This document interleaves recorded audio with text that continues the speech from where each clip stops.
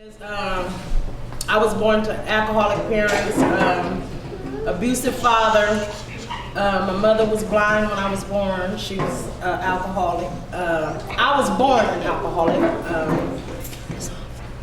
because my mother drank her whole 6 months. She was pregnant with me. Only 6 months. Whole 6 months she drank. She was pregnant. So I came. So therefore, I used that at a very, very early age. I began drinking on my own, probably age of 5 or 6. I would just ask my mom for it, and it was just okay. And so I thought this was okay, and that was my way of life. I tried to run through life thinking, I'm not gonna do what my mom did. Even though I love my mother, I was like, I'm not gonna go through life like my mother. I'm gonna have kids, and I'm gonna do this, and I'm gonna be perfect at this. I'm gonna be this best mother. But life shows up, and you tend to, instead of you take situations in your own hand, and you end up making the same mistake. If I never had any therapy, I was molested. I never had any therapy, any help. Things were pushed up under the rug. So I carried these things with me, and I suffered with these things. They were demons that I fought.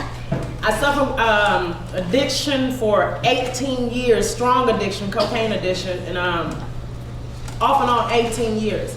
I was some type of functioning addict because I could get up and go to get a job. I did graduate from high school. I did have some college training, but still I hadn't learned how to, if you're uneducated about the things, the resources out there, because like Ms. Blanco was talking about, I was one of those, my children were taken, and there was, no, we just need your kids.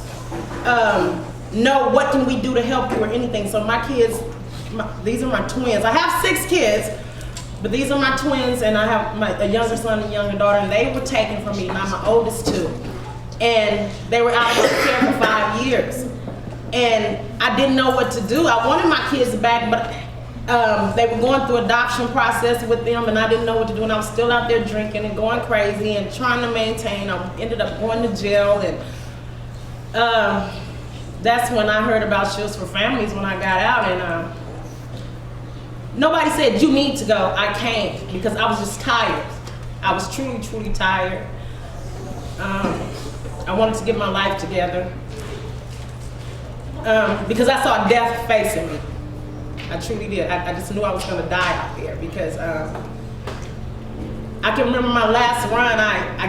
I smoked so much that I had a hole in my tongue the size of a quarter. I don't know if I did it by chewing on my tongue or the cocaine itself put the hole in my tongue. But that's how bad I was out there, and I couldn't even look at myself in the mirror. I wouldn't look at myself in the mirror. If I had to comb my hair, I just did it the best way. I didn't go out in the daytime, and I was just tired of that. I was tired. It was sickening. So I came to Shields after I got out of jail, and they opened their arms to me. And it was always, you'll never get your kids back because you're not doing anything. You can't, I've struggled with chronic homelessness. You can't even get a place to stay on your own. You can't afford a place to stay on your own, so you'll never get your kids back, and just leave them alone. They're doing good, and Shields helped me prove them wrong, because after being here 3 months, my kids came home. They were my liaison. They came out and they stepped out. You can do this. They put a confidence and built a confidence and a faith and belief, and made me put a confidence and faith and belief in myself that I never had on my own. I love Miss Danielle. I love Miss Eisenhower. My counselors were great. Most of them were really, really great. I butted heads with a few of them. I have a tendency to say what I want to say, so Mr. Dwayne, where you at? No, he don't now. I wasn't always the polite one in the situation, but I knew I was like Sonia, I had to shut up. Just shut up. For once, you don't know what you think you know. And they teach you that. Listen sometimes. Just take a seat, hold on, and just listen and let someone help you, and stop thinking you can do it on your own, because you can't. If you could, you would have already been there. And I'm now in college. I'm going to school, pursuing a degree in sociology. And hopefully to be employed soon, hoping to be in permanent housing soon. I just love the components and the way that Shields is set up. I thank God that I took the initiative to really want to do something, and that Shields was there, and that Ms. Eisenhower and her team had enough care in their heart to set up something as this.